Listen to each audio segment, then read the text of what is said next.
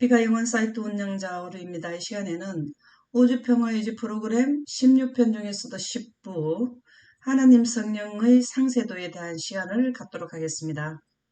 왜 하나님의 성령에 대해서 상세하게 살펴보려고 하냐면 스가랴 6장 13절의 우주신기원에 아버지 하나님과 아들 하나님이 아담에 의해서 선악과를 먹음으로써 지구가 영원히 갖는 지구가 인생의 환경으로 이탈이 되었는데 다시 영원으로 돌리게 하는 6천년의 시간을 통해서 영원으로 돌리게 하는 우주평화유지 프로그램을 기획하셨습니다. 셋째 천사 기별은 이 6천년의 역사에 대한 평화의 의논 중에 하나의 사건인데요. 이 사건은 지구 역사를 마무리 종결 짓는 사건이기 때문에 이 셋째 천사 기별을 전하기 전에 하나님의 성령의 능력을 입어야만 전할 수가 있습니다. 그래서 셋째 천사는 하나님의 말씀을 선포하는 자격을 받게 되는데요. 예수님께서는 이 성령의 소중함을 아시고 예수님을 찾아온 니고데모에게 성령에 대한 본질과 능력과 필요성에 대해서 설명을 해 주셨습니다. 요한복음 3장 3절에서 5절에 보면은 사람이 거듭난다라는 것은 초자연적 신생, 하늘나라에 새로 태어나려면 물과 성령이 그 필수 조건이라고 말씀해 주셨습니다. 우리가 물은 잘 아는데요. 성령에 대해서 그 뜻을 설명해 놨는 말씀을 보도록 하겠습니다. 성령은 헬라어로 퓨뉴마인데요. 숨, 정신적 기질, 공기의 흐름, 인간의 몸을 살게 만드는 생동하는 원리와 이것은 생기죠. 하나님의 영이기도 하고요.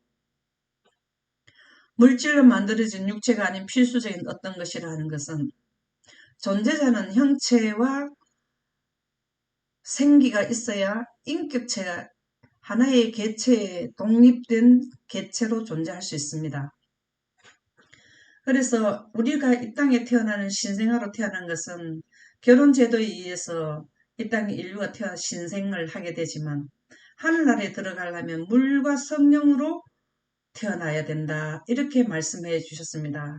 그러면 성령에 대해서 상세하게 살펴보는 시간을 갖도록 하겠습니다. 영생은 영광 가운데서 있는 주의 영이 거룩한 영인 성령입니다. 성령은 통해서 영생을 할 수 있다고 했는데요.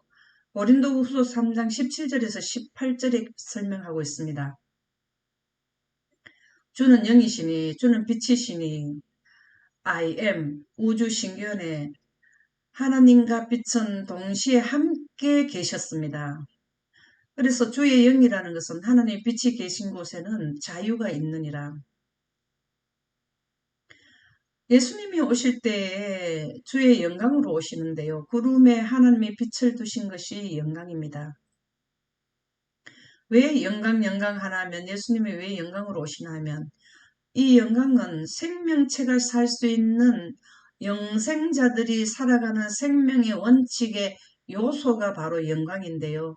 영광은 구름과 하나님의 빛, 물하고 하나님의 빛이 있으면 영생하는 원칙의 요소의 두 가지 요소가 되는 것입니다.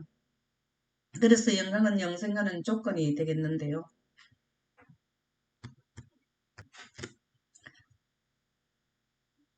주의 영광을 보면 예수님 오실 때 주의 영광을 보면 그와 같은 형상으로 예수님은 영광의 옷을 입고 빛의 옷을 입고 오십니다. 이 영광 가운데 있는 자는 예수님처럼 빛으로 호련히 옷을 가려입게 되는 것이 바로 영광인데요. 영광에서 영광에 이르니 예수님의 영광 가운데 있다 보니까 영광에 이르게 되었다라는 것이죠. 다시 말해서 빛으로 옷을 입게 되었는데 왜 빛의 옷을 입게 되었냐면 구름 가운데 있는 주의 영, 하나님의 빛, 성령으로 말미암아 옷을 갈아입게 되었더라는 말씀입니다. 그래서 이것은 초자연적 신생을 하는 것을 설명해 주셨는데 요한복음 3장 3절에서 5절에 보면 물과 성령으로 거듭나야 하늘나라에 간다 하는 말씀이 바로 고린도후서 3장 17절에서 18절에 설명을 해 주었습니다. 마태복음 3장 7절에서 8절에 보면 내가 내게 거듭나야 하겠다는 말을 놀랍게 여기지 마라. 바람이 임의로 불매 내가 그 소리를 들어도 어디서 와서 어디로 가는지 알지 못하나니 성령으로 난 사람도 다 그러하니라. 성령으로 나게 되면 영광으로 옷을 입게 되는데요. 이것을 놀랍게 여기지 말라는 것입니다. 하나님의 영광을 사망에서 생명으로 옮겨가는 것을 원리를 이해하게 되면 물과 하나님의 빛의 원리 적용을 이해하게 되면 초자연적 신생이 우리에게는 오매로 남지 않고 신비로 남아 있지 않고 이해가 된다라는 말씀이죠. 그래서 여기서 좀 전에 말씀드렸듯이 성령은 영생가게 하는 하나님의 생기인 하나님의 빛이라는 것을 고린도후서 3장 17절과 18절의 말씀과 마태복음 3장 7절에서 8절의 말씀에 의거하면 하나님의 영광 가운데 있는 빛은 거룩한 영이며 하나님의 빛이라는 것을 알 수 있습니다. 예수님은 성령을 하나의 개체 존재자로 하지 않고 생기로 설명을 해 주셨습니다. 9편에서는 독립된 개체로서 스스로 계시는 분은 아버지 하나님과 아들 하나님 두 분이시라는 것을 말씀드렸고요. 지금은 그분들에게서 나오는 아버지의 영과 예수님의 영은 바로 성령이 동일한 건데 창세기 1장 3절에 비친 영혼에 가게 하는 생기라는 것을 말씀하시는데요. 예수님이 이것을 설명해 주셨습니다. 요한복음 6장 62절에서 63절에 보면 살리는 것은 영이라 그렇게 말씀하셨습니다.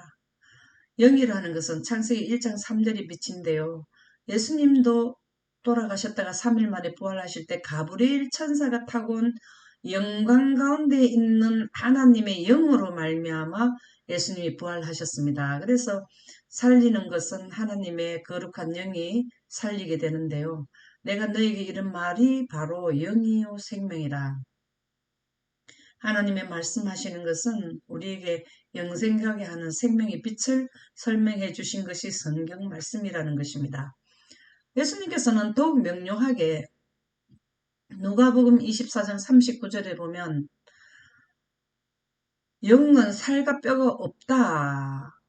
너희 보는 바와 같이 나는 있다. 이렇게 말씀하신 것은 우주의 두 세계를 정리해 주신 것입니다. 과학자들은 온 우주에는 에너지가 74%이고 물질이 26%라 그러는데요. 에너지는 살과 뼈가 없어 만지면은 물질이 아니기 때문에 만져지지가 않습니다. 공기, 빛 이런 것은 만져지지가 않는데요.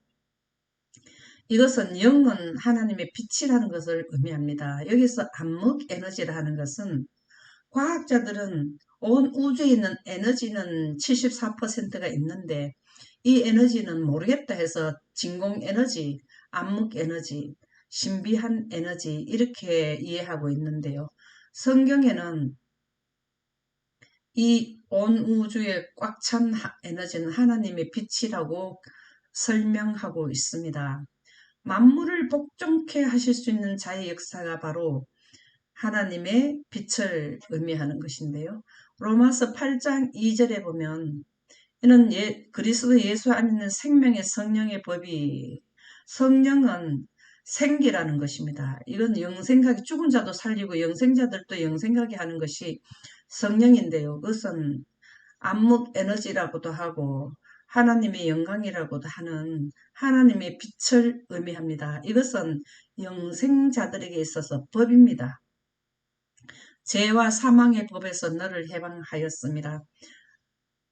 고린도후서 3장 18절에 보면 영광 가운데서 영광에 이르니 곧 주의 영으로 말미암아 하나님의 형상으로 변화하게 되었다라는 것은 우리가 사망의 법에서 해방되었다라는 것이 바로 하나님의 영광을 통해서 구름 속에 있는 하나님의 영, 성령을 통해 생명의 성령의 법에 의해서 해방이 되게 되는 것은 바로 하나님의 빛으로 인해서 사망에서 생명으로 옮겨진다라는 것입니다. 그래서 예수님의 성령은 영생하게 하는 하나님의 능력인 하나님의 빛이 되겠습니다.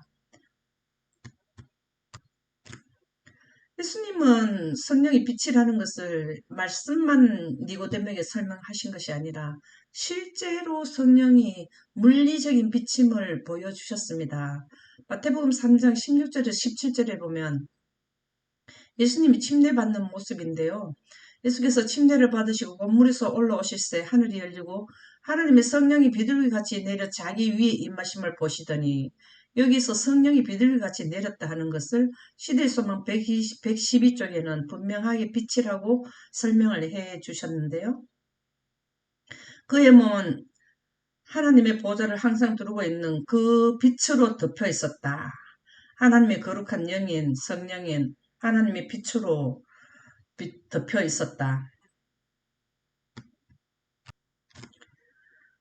그의 몸은 하나님의 보좌를 항상 두르고 있는 그 빛으로 덮여 있었다. 위를 향한 그의 얼굴은 그들이 전에 사람의 얼굴에서 전혀 보지 못했던 영광으로 빛이었다. 이 예수님의 침례받는 모습이 성경 말씀에는 성령이 비둘기같이 내려서 자기 위에 임하심을 보시더라는 내용이 바로 여기에는 하나님 보좌를 두르고 있는 빛으로 예수님의 얼굴에 영광이 나타났다라는 것입니다. 그래서 성령은 바로 비둘기같이 내렸다라는 것은 바로 영광을 의미하며, 영광 가운데 있는 하나님의 영은 바로 성령이라는 것을 여기에서는 예수님이 침례를 받으면서 성령은 빛이라는 것을 분명히 교훈을 주셨습니다. 그러나 성경에는 계속해서 하나님의 이름인 성령이 오묘로도 표현되어 있고 실제로도 표현이 되어 있는 이러한 내용들이 있는데요. 사실은 하나님의 말씀은 다 동일한 하나님의 말씀인데 오묘와 실제로 남아있을 그러한 것은 우리가 이해를 잘못했기 때문에 오묘로 남아있고, 깨닫는 자는 실제임을 깨닫게 됩니다. 그러면 사도행적에 나오는 성령에 대한 말씀을 살펴보도록 하겠습니다. 사도행적 52쪽에 보면 성령의 본질은 오묘라 그랬습니다.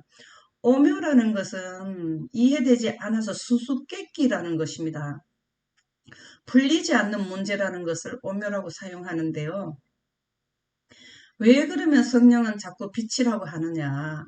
사람들은 성령을 설명할 수 없는데 이는 주께서 인간들에게 성령을 나타내 보이지 않으셨기 때문이다. 사람들이 하나님의 영을 받지 않은 자는 사람이고요.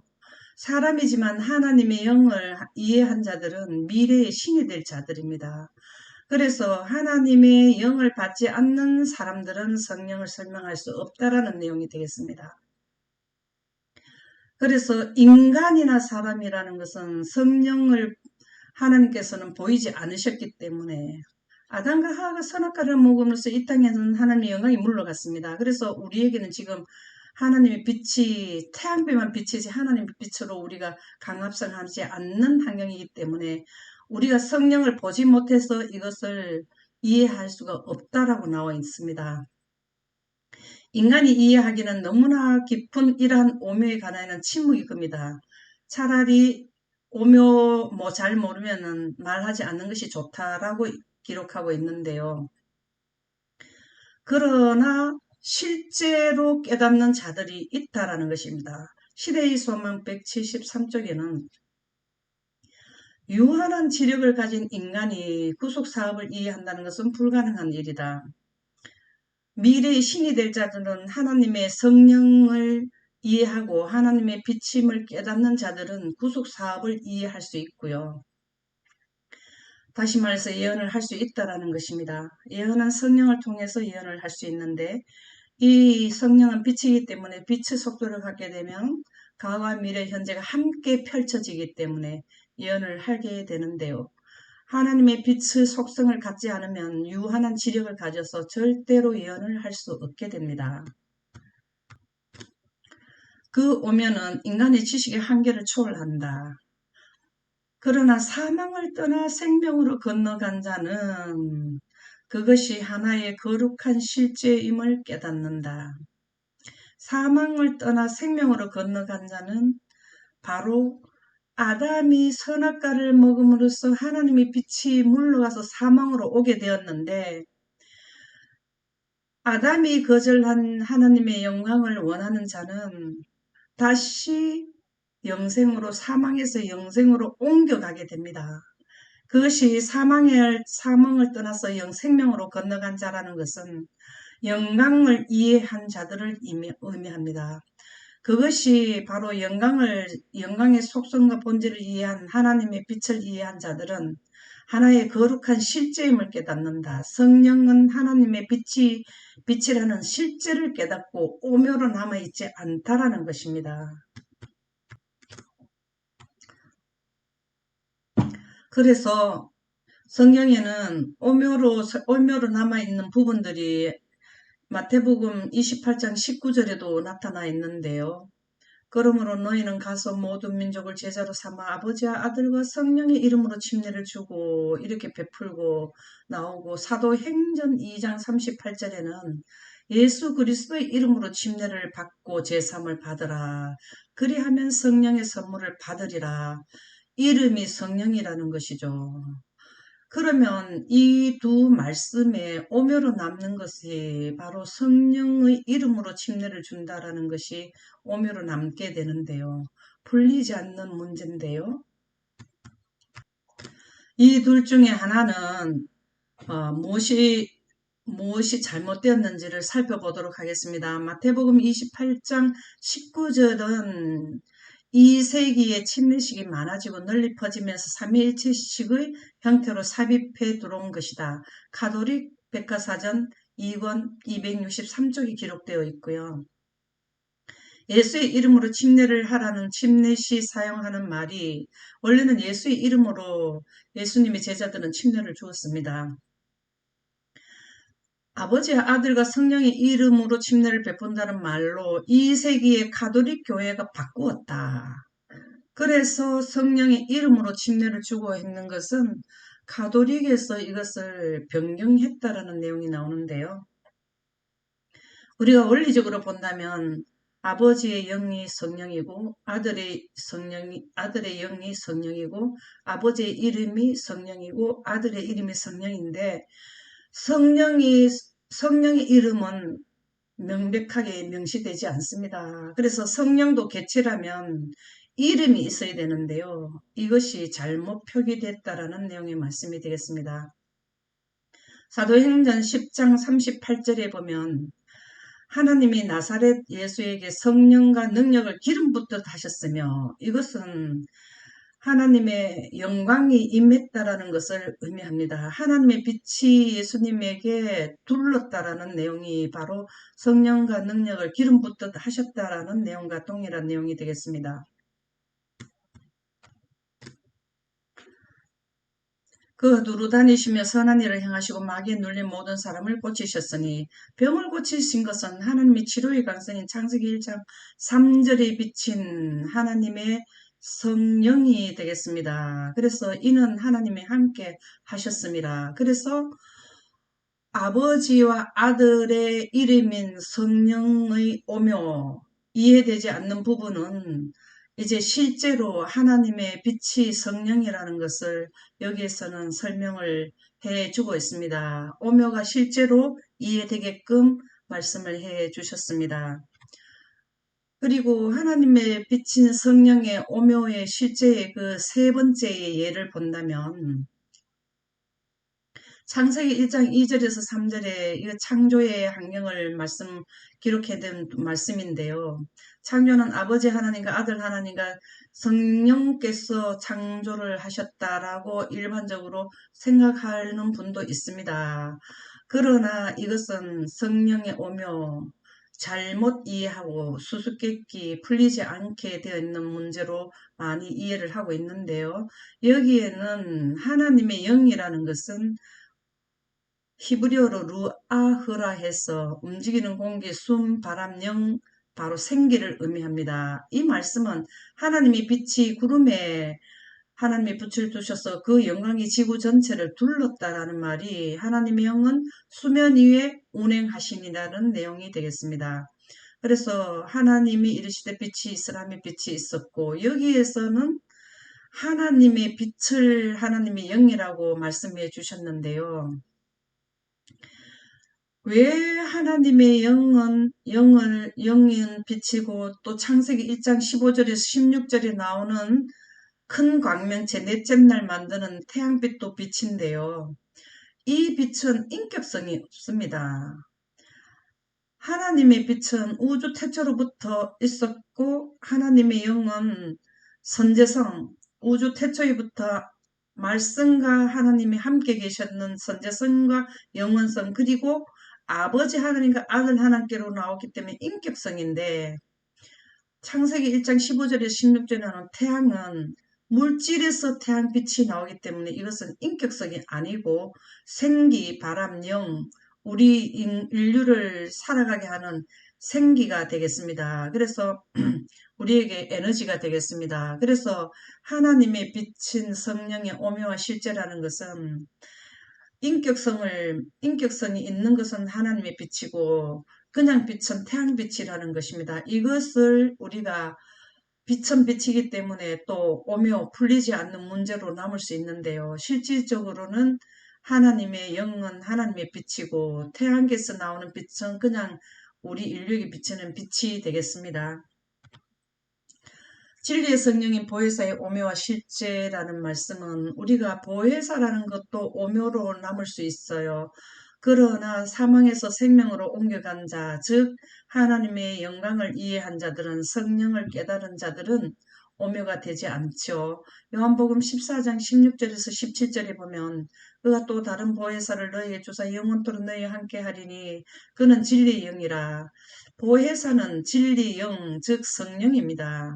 여기 보혜사의 의미는 헬라어로 파라클리토스인데요. 돕는 자, 중재자, 변호자, 위안자, 이렇게 사람으로 표현된 것 같지만 이것은 우주 태초부터 있었던 하나님께로부터 나오는 빛이기 때문에, 하나님의 품성이기 때문에, 일반 태양빛하고는 구별되기 때문에 인격성을 주신 것입니다. 그래서 왜 세상은 보혜사 즉 진리의 영을 잘 모르나 하면, 세상은 능히 그를 받지 못하나니 이는 그를 보지도 못하고 알지도 못함이라. 지금 태양빛이 비치는 지역이지 하나님의 빛이 지금 비치지 않기 때문에 그러나 너희는 그를 아나니, 이런 것은 일반 믿는 하나님의 빛을 이해한 자들은 알지만은 이 빛의 영광의 빛을, 성령을 오묘로 남아있는 자들은 하나님의 빛에 대해서 모른다라는 것을 기록해 두셨습니다. 왜 그러냐면 지금 보지도 알지도 못하기 때문에. 우리는 태양빛에 대해서는 잘 압니다. 왜냐하면 날마다 태양빛이 우리에게 비치기 때문에 알 수 있는데요. 하나님의 빛은 우리에게 나타나지 않기 때문에 오묘로 남을 수 있지만, 그러나 우리가 성령에 대한 성령이 하나님 빛이라고 깨닫게 되면 실제로 느끼게, 알게, 체험을 하게 됩니다.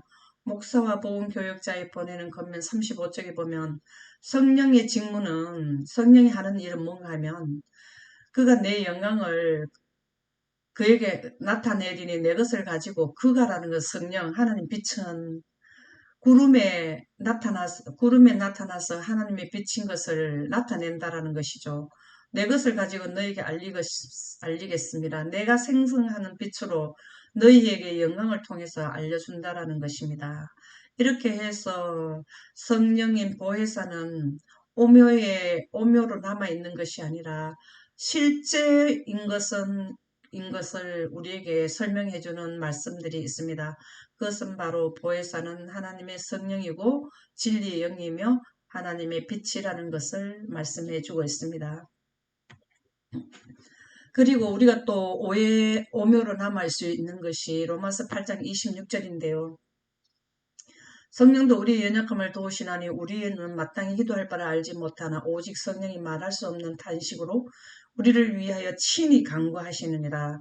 이렇게 하니까 개체로 볼 수 있는데요. 이것을 실물교훈 147페이지에는 하나님의 성령은 하나님의 빛이라고 실제로는 빛이라는 것을 설명해 주고 있습니다. 우리는 예수의 이름으로 기도할 뿐만 아니라 우리가 기도할 때 예수님 이름으로 기도하는 것은 기본이지요. 예수님의 이름으로 기도해야 된다는 것은 예수님의 이름은 거룩한 분의 영인 하나님의 빛인데요. 하나님의 빛은 에너지와 전자기파, 전파라는 것입니다. 그래서 통신체제도 함께 겸한 것이 하나님의 빛인데요. 하나님의 빛이 우리 지구에서 셋째 하늘까지 연결시켜주는 통신체제가 바로 하나님의 이름인 하나님의 성령, 하나님의 빛이 되겠습니다. 그래서 기도할 때는 예수님의 이름으로 기도하는데요. 우리가 그거는 기본이고 성령의 감동을 힘입어 기도해야 한다. 우리가 하나님의 영광의 속성과 본질을 깨달으면서 기도를 하라라는 내용의 말씀이 되겠습니다. 이 말씀은 성령이 말할 수 없는 탄식으로 우리를 위하여 친히 간구하시느니라는 말씀의 뜻을 해석한 말씀이 바로 조금 전에 말씀드렸는 성령의 감동을 힘입어 기도해야 한다라는 말씀이 로마서 9장 26절의 말씀인데, 이것은 자칫하면 성령은 객체이기 때문에 이렇게 말할 수 없는 탄식이라는 단어가 나왔는데, 사실은 성령의 감동함을 받는 것이 성령의 탄식하는 탄식으로 기도하라는 내용이 바로 객체가 아닌, 독립체가 아닌 하나님의 빛의 감동을 받아서 기도를 해라라는 내용이 되겠습니다. 그래서 우리의 온갖 구하는 것이나 생각하는 것에 더 넘치도록 우리의 기도를 응답하시겠다는 하나님의 보증이 있는 것이다. 하나님께서 우리의 기도를 듣고 성령의 감동을 힘입어 기도하면, 성령은 하나님 빛이죠.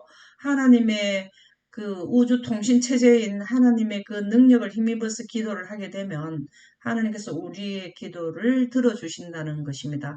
이것이 하나님의 보증이 있는 것이다 라는 말씀이고요. 그래서 성령의 직무는 제4함인데요. 성령은 하나님의 빛인데 아담과 하와는 선악과를 먹음으로써 하나님의 빛이 물러와서 죽음에 오게 되었습니다. 그러면 우리는 하나님의 빛인 성령을 구해야 영혼에 들어가게 됩니다. 그래서 죄를 사한다는 것은 죄의 결과는 사망인데요. 사망을 해결해 주는 것은 하나님의 거룩한 영인 하나님의 보좌의 빛으로 하게 된다는 것을 시대의 소망 699쪽에는 상세히 설명하고 있습니다. 성령께서는 하나님의 빛은 그리스도의 대표자이시나, 태양에서 나오는 태양의 대표는 태양빛입니다. 예수님의 대표는 예수님에게서 나오는 빛입니다. 그러나 인간적인 객체로 계시지 않으시며 독립된 객체가 아니고 하나님으로부터 나오는 거룩한 영이라는 것이죠. 따라서 자주하신다. 태양에서 빛이 나오면은 누가 데리고 빛을 오는 것이 아니라 스스로, 태양에서 나오자마자 스스로 지구까지 우리에게 오는 것입니다. 이와 마찬가지로 하나님의 보좌의 빛도 우주에 자주하십니다. 나가시는 것입니다. 그래서 우주에 하나님의 빛이 충만하게 되는데요.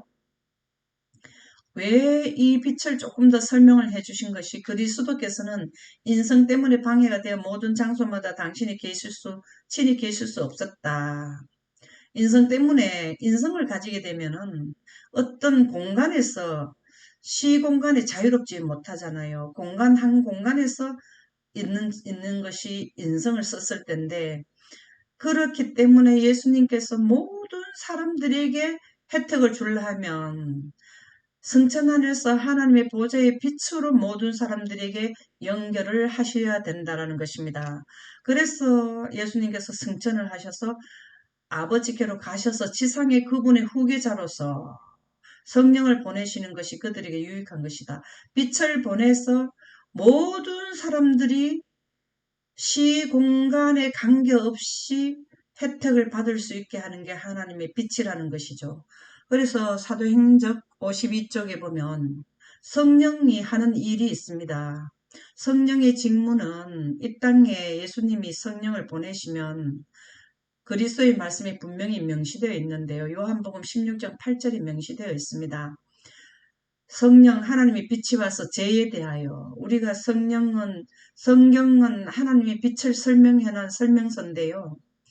빛으로 이 성경의 내용을 보게 되면은 죄에 대하여 죄라는 것은 아담과 하와가 선악과를 먹고 나서 죄를 짓게 되었는데 제 선악과를 먹고 나니까 영광이 물러갔습니다. 그래서 영광이 물러가면 죄가 들어오게 되어 있습니다. 그래서 성령 즉 하나님 빛은 죄를 알게 해주고 그다음 의라는 것은 예수님이 십자가에 못 박혀 돌아가시고 부활하심으로써 다시 우리 인류에게 이 빛이 들어오게 되었는 이 예수님의 그리스도의 의에 희생의 공로에 대한 의에 대하여 설명해주고 그 다음에 심판에 대하여 이제 하늘나라에 갈 사람들은 하나님의 성령을 깨달아야 그리고 원해야 된다라는 것을 심판의 기준으로 하나님의 빛을 기준으로 두셨습니다.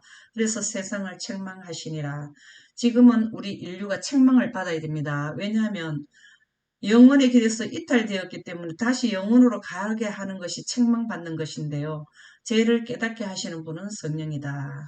하나님의 빛으로 우리는 죄에 대한 분명한 개념을 깨닫게 되는 것이고요.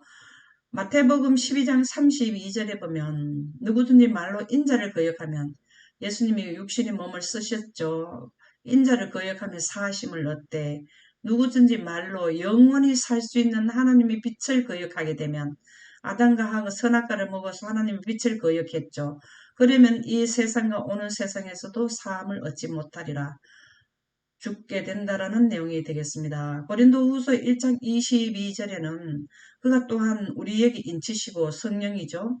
하나님 빛으로 우리에게 인치시고 보증으로 우리 마음에 성령을 주셨느니라.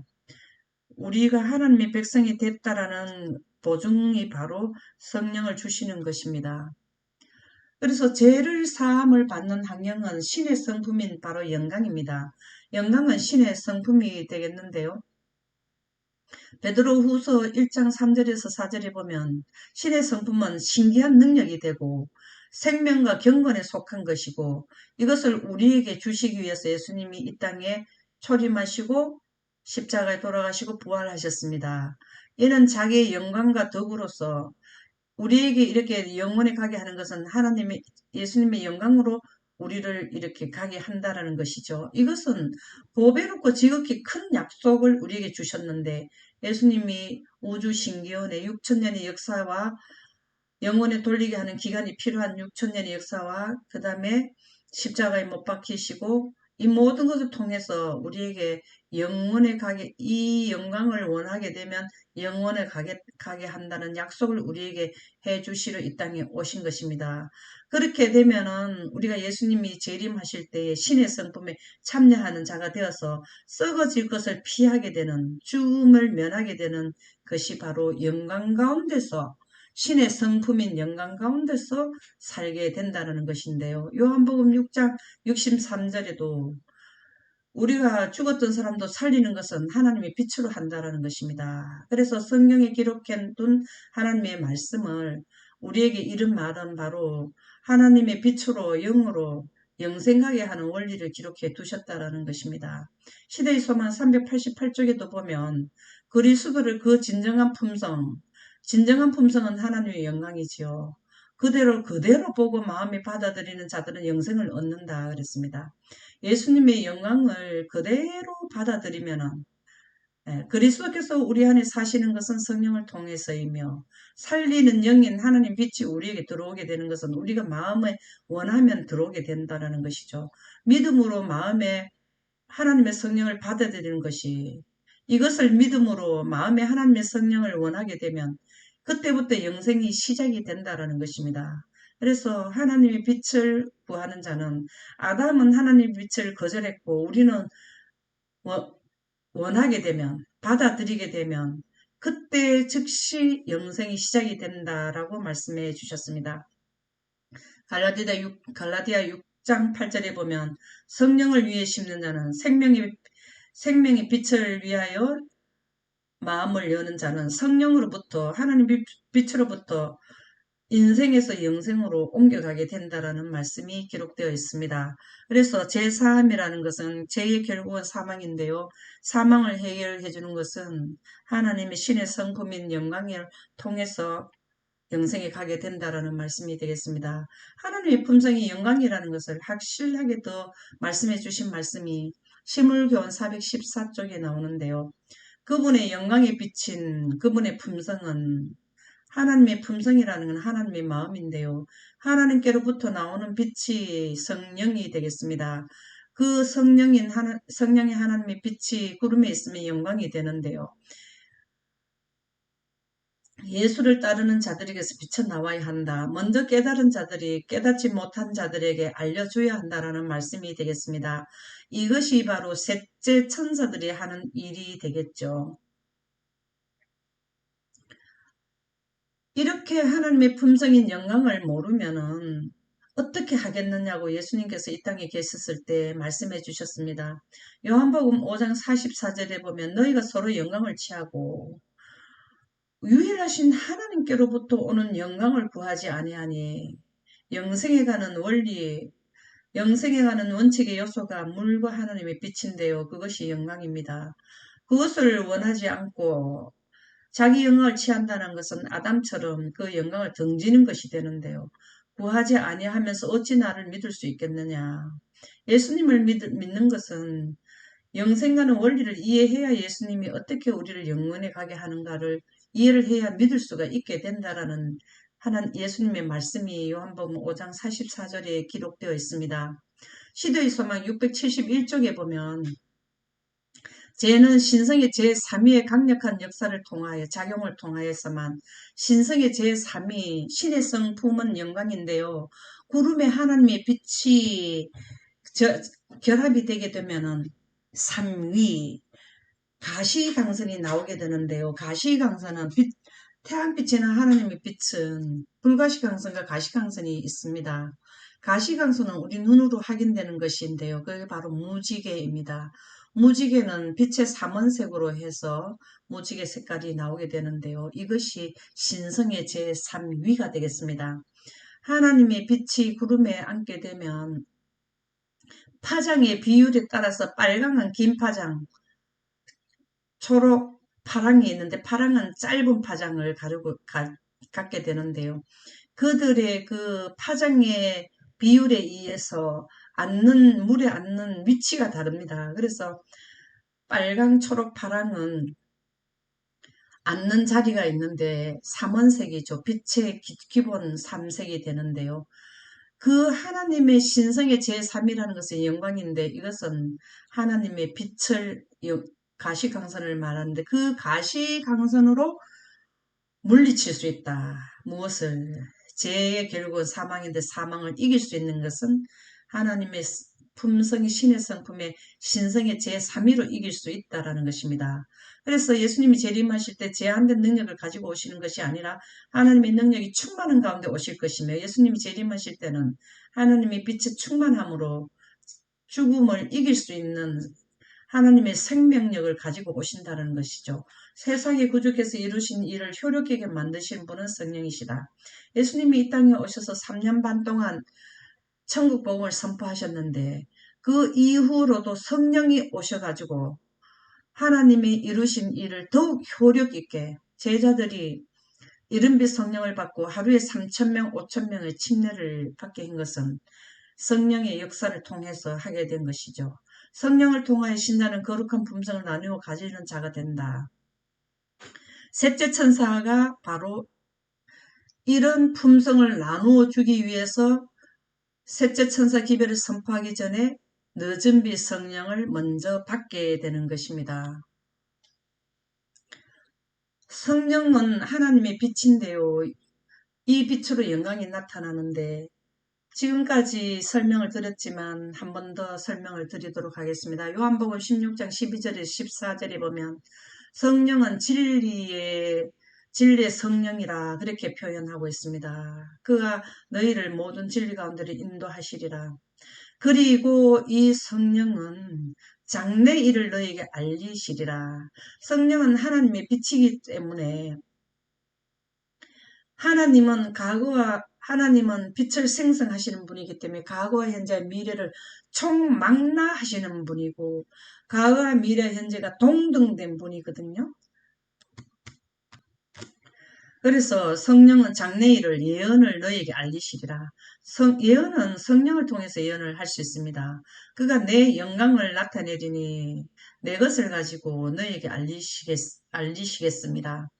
시대의 소망 268쪽에도 보면 예수님께서 병을 고치는데 주의 능력이 예수와 함께 있더라. 이것이 바로 하나님의 생명에 비친 성령을 의미합니다. 생명의 영이, 이건 성령이죠. 생명의 영이라는 건 하나님의 거룩한 빛이 회중을 감싸고 있었으나 바리새인들과 교법사들은 그의 임재를 식별하지 못하였다.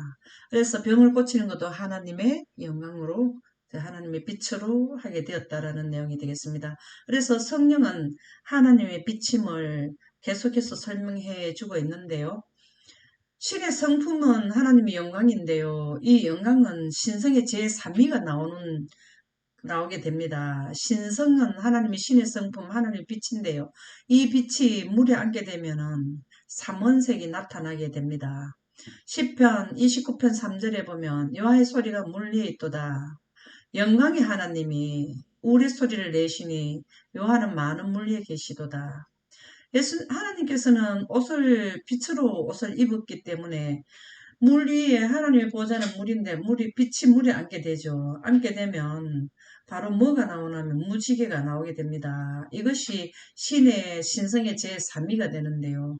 무지개를 만들 수 있는 기본 3색은 빨강, 초록, 파랑입니다. 이것이 신성의 제3인데요. 하나님의 참된 분이시며 무지개는 하나님이 참된 분이시는가를 증거해주고 보증해준다 그랬습니다. 왜 하나님의 보좌의 무지개는 하나님이 참된 분이시라고 보증해주는 하면 넷째 날 맞는 항성, 태양, 우주에 수없이 많은 태양은 변역하게 됩니다.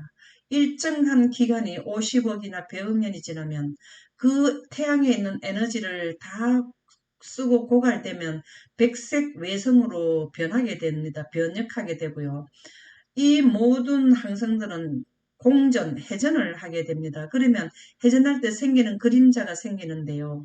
하나님께서는 변하지도 않으시고 과거와 미래 현재가 항상 함께 총망라되시고 또 천체들처럼 공전하지도 않으시고 그림자도 없으시다는 것이 바로 하나님의 무지개라는 것은, 하나님의 빛은 모든 우주에 있는 그냥 다른 빛보다는 참된 빛이라는 것을 말씀해 주고 있습니다.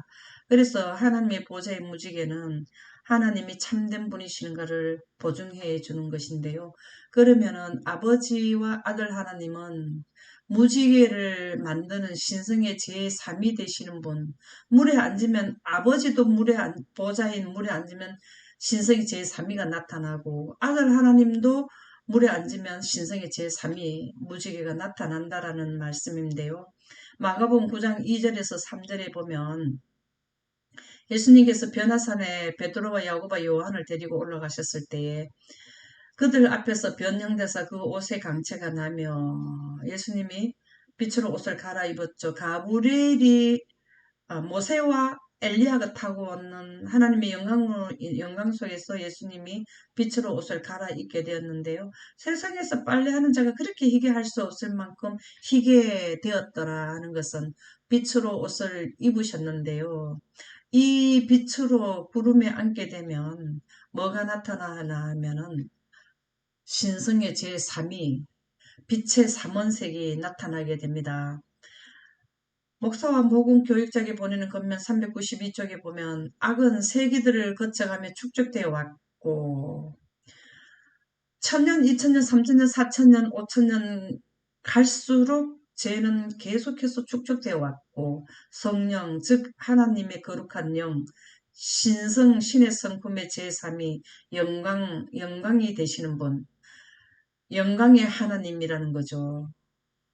강력한 힘에서 의해서만 저지되고 하나님의 영광으로 의해서 영멸에서 영생으로 옮겨진다는 것이죠. 강력한 힘에 의해서만 저지되고 물리칠 수 있다. 예, 죽음을 해결할 수 있다. 무엇으로? 신성의 제3위 되시는 분에 의해서. 하나님을 통해서 하나님은 이 빛으로 그들에게 죄를 물리치게 해주신다는 것입니다. 그래서 곧 하나님의 능력으로 충만하신 중에 오실 것이다. 예수님이 재림하실 때는 그래서 영광의 구름을 타고 오십니다. 왜? 오랫동안 축적되어 있는 죽음, 죄로 인해서 축적되어 있는 죽음을 해결해주는 신성의 제3위 되시는 분의 강력한 힘, 하나님의 빛에 의해서 우리를 영혼에 데려가시기 위해서 재림하신다는 것입니다. 그래서 신의 성품의 제3위는 빛의 삼원색인데요. 실제적으로 성경에는 그렇게 기록이 되어 있나를 보겠습니다. 에스겔서 1장 28절에 보면은 그 사명 강체라는 하나님의 보좌의 주변에는 비 오는 날 구름에 있는 무지개가 있다 그랬습니다. 이것은 여호와의 영광의 형상의 모양이라 그랬습니다. 하나님의 형상의 모양이 무지개로 나타났다라는 것이죠. 그래서 하나님은 빛이신데 물에 앉으면은 가시광선이 나타났다라는 것입니다. 그래서 무지개는 빛의 삼원색 빨강, 초록, 파랑에 의해서 조합에 의해서 7가지 색깔이 나오는데요. 계시록 4장 3절에 보면 빛의 삼원색에 그 두 빛이 나오게 됩니다. 앉으신 이의 모양이 물에 앉으셨는데요.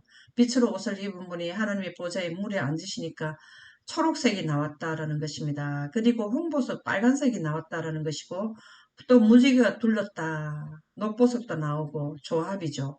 녹보석 나오는 거는 무지개 색깔의 빨주노초 파남보의 모습을 설명하는 것이고요. 에스겔서 1장 26절에 보면 남보석 파랑이 나왔다라는 것이죠. 그래서 하나님의 보좌에는 하나님이 보좌는 물인데 물에 하나님의 빛으로 옷을 입은 분이 앉으니까 이렇게 신성의 제3위 하나님의 빛의 삼원색이 나타났다라는 것입니다. 이것이 합쳐지면 계시록 20장 11절에 보면 내가 크고 흰 보좌를 보았는데요. 흰 보좌라는 것은 삼원색이 합산이 되면 합혀지면 흰색이 나옵니다. 그래서 하나님은 하나님의 성령인 하나님의 신의 성품은 제3위가 나오게 돼 있다라는 것입니다. 하나님의 빛이 물에 앉게 되면 빛의 삼원색이 나오는데 이것이 신성의 제3위 신의 성품이 되겠습니다. 그래서 삼원색을 조합을 하면 무지개가 나오는데 성경에도 그렇게 나오는가를 보도록 하겠습니다. 계시록 4장 5절에 보면 보좌 앞에 켠 등불 7이 있으니 이는 하나님의 7영이라 하나님의 7 빛이라는 것이죠. 이것은 무지개를 의미하는데요. 무지개는 등불처럼 빛을 내고 있는 것인데요. 이것이 바로 계시록 5장 6절에는 이 눈들은 온 땅에 보내심을 받은 하나님의 7영이라 그랬습니다. 온 땅을 보실 수 있는 하나님께서는 온 우주를 보실 수 있는 것은 7영을 통해서 보시는데 바로 가시광선을 의미합니다. 그래서 증언복음 1권 85쪽에 보면 신비한 지남침이 남북을 가리키듯 신앙은 하나님의 영광을 가리킨다. 우리가 하늘에 가고 하나님을 신뢰할 수 있는 것은 하나님의 생성하시는 하나님의 빛이 구름에 나타날 때에 그 영광 가운데서 신성의 제3위가 나타나고 그 하나님의 영광으로 죄를 해결해 준다라는 이러한 것을 이해를 할 때에 하나님을 신뢰할 수 있는 신앙심이 생긴다는 것입니다. 그래서 하나님의 빛은 이러한 하나님의 빛은 천지에 충만하게 되는 것은 하나님이 충만할 수는 없어요. 그러나 하나님의 빛은 하나님의 임재를 나타내는 것이기 때문에 하나님의 임재가 바로 하나님의 빛입니다. 그래서 하나님은 천지에 충만한 것은 빛을 통해서 하나님께서 모든 우주를 요 그림은 우주의 지도인데요.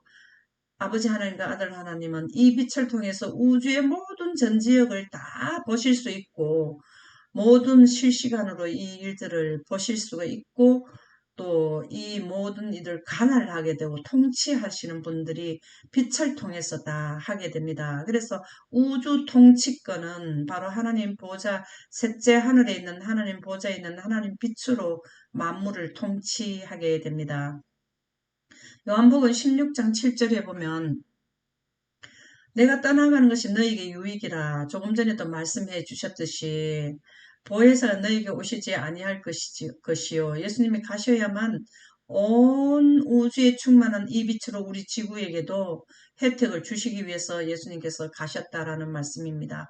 그래서 이 요한복음 16장 7절에도 천지에 충만한 하나님의 빛이 지구에만 영광이 물러갔는데 이제 지속적으로 선지자를 통해서 이 빛을 전달하겠다라는 것이죠. 예레미야 23장 24절에 보면 나는 천지에 충만하지 아니하냐. 이것은 바로 하나님이 개체로서 천지에 충만한 게 아니라 하나님의 거룩한 영으로 빛으로 천지에 충만해서 우주를 보시는 하나님의 눈으로 이 우주를 보살피신다는 것이 되겠습니다. 그래서 성경은 성령을 하나님의 빛으로 설명하고 있습니다. 그래서 성령을 하나님의 빛으로 이해를 하고 성경을 보게 되면 오묘라는 수수께끼 이해되지 않는 부분이 없다라는 것이죠. 그 말씀을 신명기 29장 29절에는 감추어진 일은 성경에 나타나지 않은 일은 우리 하나님 여호와께 속하였거니와 나타난 일은 성경에 기록된 말씀은 영원히 우리와 우리 자손에게 속하였나니 이는 우리에게 이 율법의 모든 말씀을 행하게 하심이라. 이 성경에 기록된 성령에 대한 말씀은 하나님의 빛으로 설명된 것은 우리가 하나님의 성령을 빛으로 이해하지 못했을 때는 수수께끼, 오묘, 풀리지 않는 내용으로 남아있지만 하나님의 빛으로 하면은 모든 것이 오묘 수수께끼가 아니라 실제로 이해된다라는 말씀입니다. 교회 보내는 겉면 325쪽에 보면 보좌에서 비치는 광채로 신비함은 벗겨지고 하나님의 보좌의 빛으로 이해를 하게 되면 신비함, 오묘, 신비라는 것은 우리가 오묘라도 볼 수 있는데요. 이건 다 벗겨진다는 것입니다.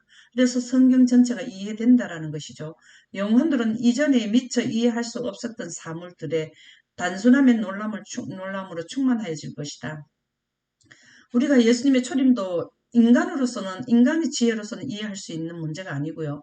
우리가 죽었다가 살아나는 자도 인간으로서는 이해할 수 없으며 우리가 하늘로 승천하는 것도 인간으로서는 이해할 수 없지만 그러나 보좌에 비치는 광채 하나님의 성령으로 하나님의 빛으로 이해를 하게 되면 이러한 것이 신비로 남아있지 않고 해결이 된다라는 이해가 된다라는 말씀을 기록해 주셨습니다. 각시대의 대전도 652페이지에도 똑같은 내용의 말씀인데요. 십자가에 돌아가셨을 때 예수님께서는 얼굴에 광채가 났습니다. 그래서 십자가에서 나오는 갈바리에서 흘러나오는 빛을 통하게 되면 오면은 이제 얻게 되고 실제 신비로만 벗겨지고 모든 것은 하나님의 뜻이 무엇인가를 이해할 수 있도록 우리에게 실제로 이해를 할 수 있도록 되는 것이 바로 십자가에서 흘러나온 갈바리에서 흘러나오는 십자가상에 나오는 하나님의 빛을 통해서 예수님께서 침례받을 때에도 하늘에 열리고 하나님의 보좌의 빛이 예수님을 둘렀죠. 이러한 빛을 통하면 신비는 다 벗겨지게 되고 오면은 사라지게 된다라는 말씀이 되겠습니다. 그래서 성경은 성령을 하나님의 빛으로 설명하고 있는데요. 이것이 참된 믿음을 갖게 하는 것입니다. 시대의 소망 128쪽에는 참된 믿음을 갖게 하는 것은 성경의 약속들과 준비해 놓으신 것들을 기초로 한다. 성경은 영생가게 하는 성경은 영생가는 원리를 기록해 두었는데 그것이 바로 하나님의 빛으로 가게 한다는 것이 바로 성경 말씀이 되겠습니다. 그래서 성경은 하나님의 빛을 성문화시켜 놨는 것이 바로 성경이 되겠습니다. 지금까지는 늦은 빛 성령을 받고 셋째 천사 기별을 전하여야 되기 때문에 늦은 비에 대한 그 본질의, 성령에 대한 본질에 대해서 말씀을 드렸고요. 16-11편에서는 이러한 하나님의 빛을 통해서 예언을 한 선지자들, 예언을 한 자들은 다 하나님의 성령의 임함을 경험한 자들이 예언을 하게 되었는데요. 우리의 믿음의 조상들의 몇 분을 통해서 성령의 침례 받는, 성령의 능력을 받는 분들의 예를 16-11편에는 말씀드리도록 하겠습니다. 감사합니다.